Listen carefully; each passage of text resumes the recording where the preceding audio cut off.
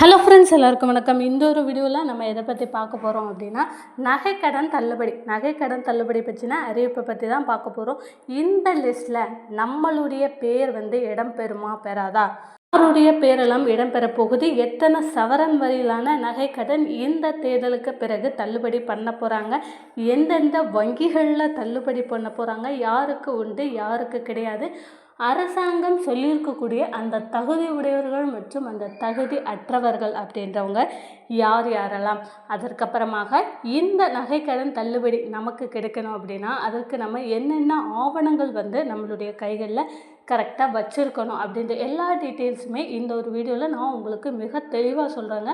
வீடியோவை ஸ்கிப் பண்ணாமல் கடைசி வர பாருங்கள். நம்மளுடைய சேனலில் நீங்கள் ஃபர்ஸ்ட் டைம் பார்க்குறீங்க அப்படின்னா மறக்காமல் ஒரு சப்ஸ்கிரைப் பண்ணிட்டு பாருங்கள். அப்படின்னா தான் இந்த நகைக்கடன் தள்ளுபடி சம்மந்தமான ரெகுலரான ஒரு அப்டேட் உங்களுக்கு உடனுக்குடன் நோட்டிஃபிகேஷனாக உங்களுடைய மொபைலுக்கு வரும்.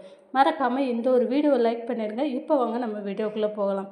கூட்டுறவு வங்கிகளின் நகைக்கடன் தள்ளுபடி, உங்கள் நகை எப்போது கைக்கு வரும், முழு விவரம். அதாவது கூட்டுறவு வங்கி நகைக்கடன் என்பது நிதி கஷ்டங்கள் வரும்போது சமாளிக்க மக்களுக்கு பெருந்துணையாக இருப்பதாகவும் அரசு வழங்கும் நகைக்கடன் தள்ளுபடி பெரும் வரப்பிரசாதமாகவும் அமைகிறது. எனவே நகை மதிப்பு கணக்கீடு முறைகள், நகைக்கடன் தள்ளுபடி பயன்கள், நகைக்கடன் தள்ளுபடி செயல்முறை, விண்ணப்பிக்கும் முறை, நகைக்கடன் தள்ளுபடியின் நிதி விளைவுகள் போன்றவற்றை தெரிந்து வைத்துக் கொள்வது மிகவும் நல்லது. ஸோ எவ்வளோ சவரன் வரையிலான நகைக்கடன் தள்ளுபடி ஆகும்போது இதற்கு தேவையான ஆவணங்கள் என்னென்ன அப்படின்றத பார்க்கலாம். முதல்ல நம்மளுடைய இதற்கான பேசிக்கான ஒரு எலிஜிபிலிட்டி அப்படின்னு கேட்டிங்க அப்படின்னா, கண்டிப்பாக நம்மளுடைய நகையை நம்ம கூட்டுறவு வங்கிகளில் வைத்து குறைந்தது ஒரு வருடம் இல்லை ஒரு 6 மாதம் அந்த மாதிரியாவது ஆகியிருக்கணும்.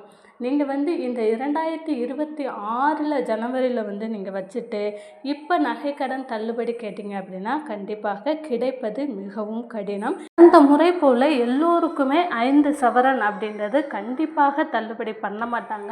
இதில் தகுதி உடையவர்கள் மற்றும் தகுதி அற்றவர்கள் அப்படின்ற மாதிரியான 2 பட்டியலை தயாரித்து அந்த தகுதி உடையவர்களுக்கு மட்டும்தான் நகைக்கடன் தள்ளுபடி பண்ணுறாங்க.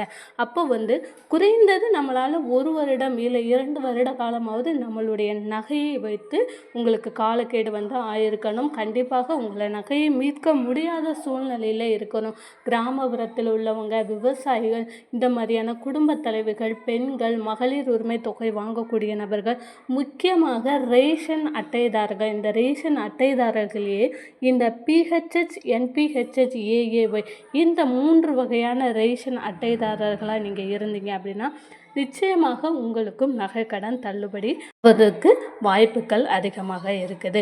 மேலும் என்னென்ன தகுதிகள் தேவை அப்படின்றத பார்க்கலாம். குறிப்பாக நீங்கள் அரசு ஊழியராகவோ வருமான வரி கட்டுபவராகவோ, ஆண்டு வருமானம் என்பது வறுமை கோட்டிற்கு மேலே இருக்கக்கூடாது. 4 லட்சம் அந்த மாதிரி அதற்கு மேலே இருக்கக்கூடாது. கண்டிப்பாக வறுமை கோட்டிற்கு கீழே உள்ளவர்களாக நீங்கள் இருக்கணும். உங்கள் குடும்ப உறுப்பினர்களுடைய ஆதார் கார்டு, உங்கள் குடும்ப உறுப்பினர்களுடைய ஆண்டு வருமானம் எல்லாத்தையுமே அவங்க கணக்கில் கொண்டு வருவாங்க.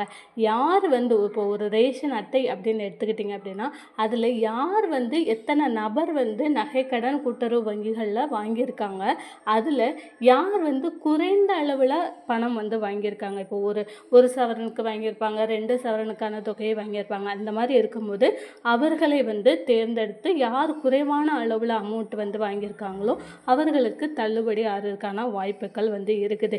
இல்லை அப்படிங்கிற பட்சத்தில் யாருமே நகையை வைக்கல அப்படின்னா உங்களுக்கு விவசாய கடன், நீங்கள் விவசாய கடன் வாங்கியிருக்கீங்க அப்படின்னா விவசாய கடன் அப்படின்றது உங்களுக்கு 100% தள்ளுபடி ஆகிறதுக்கான வாய்ப்புகள் இருக்குது.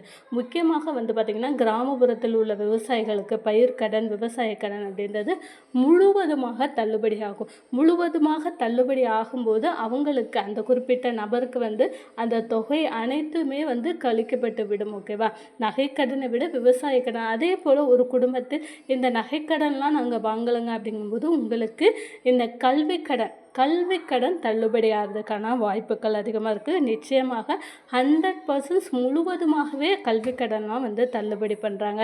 அதே போல் மகளிர் சுய உதவி குழுக்களில் வாங்கியிருக்கக்கூடிய கடன்கள், நீங்கள் 1,00,000 வாங்கியிருக்கீங்க, 50,000 வாங்கியிருக்கீங்க, இதை போன மாதம் தான் வாங்குனீங்க, இல்லை வாங்கியே 2 மாதம் தான் ஆகுனா கூட உங்களுக்கு அந்த மகளிர் சுய உதவி குழுக்கள் மூலமாக உங்களுக்கு அந்த கடன் தொகை முழுவதுமாக தள்ளுபடி ஆக போகுது. ஸோ ஓகேவா, உங்களுக்கு நகைக்கடன் தள்ளுபடி இல்லாட்டிலும் விவசாய கடன், பயிர் கடன், கல்வி கடன், மகளிர் சுய உதவி குழுக்களுடைய கடன், இந்த மாதிரியான பல்வேறு கடன்கள் தேர்தலுக்கு பிறகு தள்ளுபடி ஆகிறதுக்கான வாய்ப்புகள் இருக்குது. இந்த கடன்கள் நமக்கு தள்ளுபடி ஆகணும் அப்படின்னா அதற்கு தேவையான ஆவணங்கள் அப்படின்றது ரொம்ப ரொம்ப முக்கியங்க. இப்போ நகைக்கடன் தள்ளுபடி அப்படிங்கும்போது உங்களுக்கு ஆதார் கார்டு, ரேஷன் கார்டு, உங்களுடைய வங்கி பாஸ் புத்தகம், அதோடு கூட உங்களுடைய மின்சார ரசீது.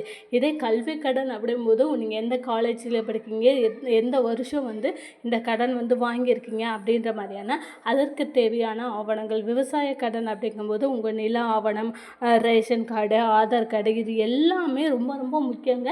உங்கள் ஆதார் எண்ணுடன் இணைக்கப்பட்ட மொபைல் நம்பர், இதுவுமே பார்த்தீங்க அப்படின்னா ரொம்ப ரொம்ப முக்கியமான ஒரு ஆவணம் அப்படின்றத சொல்லணும். ஸோ இந்த ஆவணங்கள் எல்லாத்தையுமே சரிவர நீங்கள் எடுத்து வைத்துக்கொள்ளுங்கள். மேலும் தகவலுக்கு மறக்காமல் நம்மளுடைய சேனலை ஒரு சப்ஸ்கிரைப் பண்ணுங்கள். இந்த வீடியோவை மறக்காமல் லைக் பண்ணிவிடுங்க. தேங்க்யூ.